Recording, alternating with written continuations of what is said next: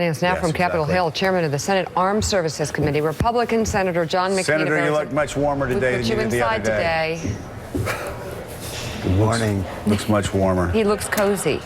So, Senator, a lot to get through this morning.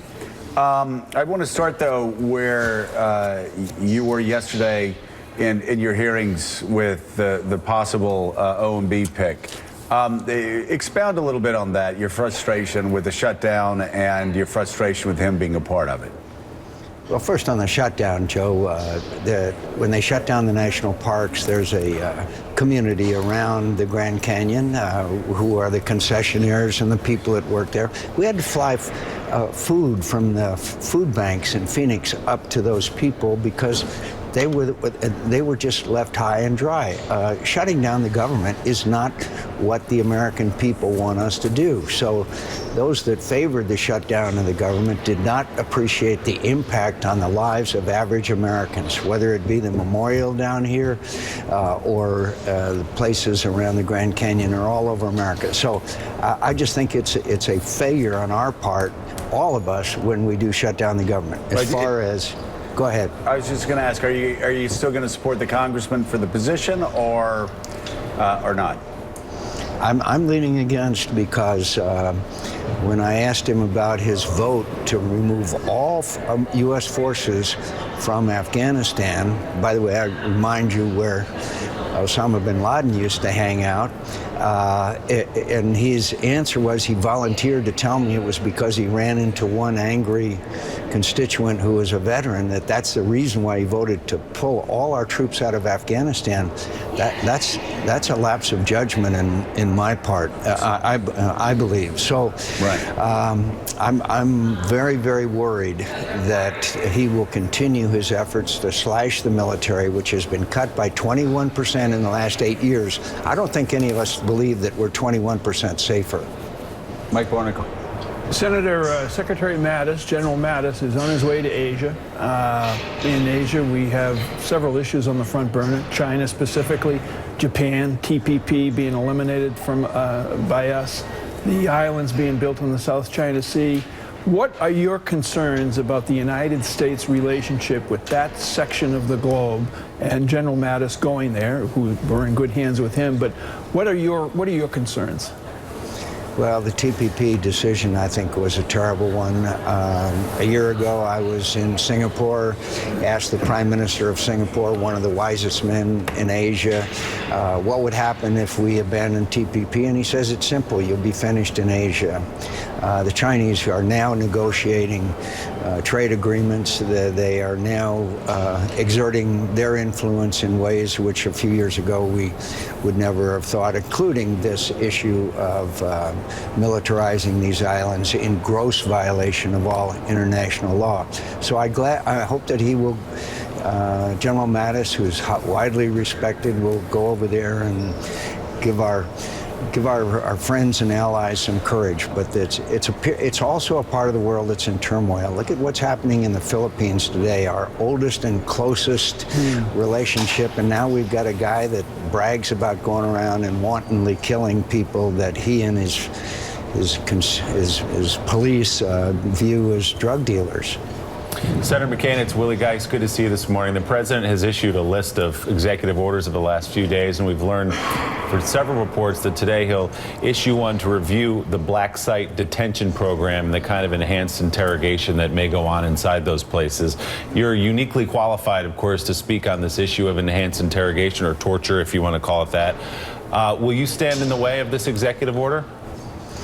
Well, the executive order is circumscribed by the law that we passed prohibiting the use of torture. And even though the Army Field Manual can be reviewed, it still does not allow to return to the use of torture including waterboarding, and I am confident that the vote was 78-21 in the United States Senate, and it specifically prohibits it. Now, we look at the Army Field Manual and make changes, but it doesn't mean those changes can allow a return to torture. I'm happy that General Mattis has spoken out against it, as has every General Petraeus, you name them.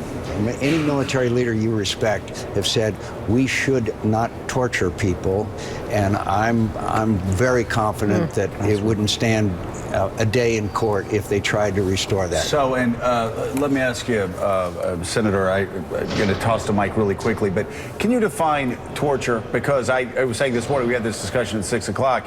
There has been a broad brush, and everything from waterboarding all the way back to sleep deprivation, basically anything outside the Army Field Manual. It certainly, the definition of torture became very expansive post 2005, 2006. What's your definition of torture and to sleep deprivation fit, and other techniques like that? Does that fit in your definition of torture? Obviously, some of it depends on the extent of it, but I can tell you it's the Geneva Conventions for the treatment of prisoners of war. Joe, after World War II, we tried and convicted and hung Japanese who had, and one of the charges against them was waterboarding. And so, look, there is no doubt. Just look at the Geneva Conventions, which we are signatories to, for treatment of prisoners, and you will see that it's very well laid out there. And waterboarding is one of those that is prohibited. And I'm entertained and sometimes frustrated when I have members of the Senate say, oh, well, I don't think waterboarding is that bad. It's one thing to do it in practice in one of our escape and evasion school. It's something else when it's real. That's why I'm asking you. We understand waterboarding. General Mattis and I think Mike Pompeo, others said they would not follow through orders on that. I'm asking on the other side of the spectrum, though, pushing back towards the Army Field Manual for things like sleep deprivation. Well, again, it's laid out in the Army Field Manual, and which is guided by the Geneva Conventions. Extreme sleep deprivation is certainly not allowed, and again, it is very clear and laid out, and I'd be glad to send it to you. But there's a bright line. That would be awfully kind of you. I'd sure to read it, or I'll just look at it on the internet. Mike. Senator, on another topic, the president keeps insisting that 3 to 5 million people, largely illegals, voted in the past presidential election. I'm just wondering, as you were walking around Douglas, Arizona, or Scottsdale, how many of them did you bump into? Yeah. Listen, I won by 14 points. I'm absolutely sure there was not a single illegal vote in that election in Arizona. All of them clean. Look, there's no evidence of that, and I think that those who allege that have to come up with some substantiation of their claim. Senator, you've been as critical of the policies and the personnel so far in this administration as any Republican. I'm wondering what deference, if any, you think you owe a president of your own party, and what you see as your responsibility in holding the executive branch accountable as one senator from one state. First of all, I think that the emphasis has shifted towards the executive branch in the last 8 years, and I think it needs to be readjusted. Second of all, on nominees, one of the reasons why I'm voting for Mr. Tillerson is because I believe presidents should be given the benefit of the doubt. The American people selected them to lead the country. But that doesn't mean that we abandon our constitutional responsibilities of advise and consent. And so it's a fine line, I will admit, but we have to, in my view, particularly on national security issues, including authorizations for the use of military force and others, reassert our constitutional role of advise and consent, recognizing the president is the commander-in-chief.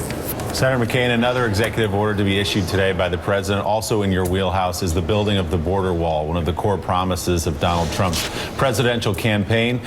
It's going to be expensive. Do you think it's a good idea and an effective means of controlling the immigration into this country?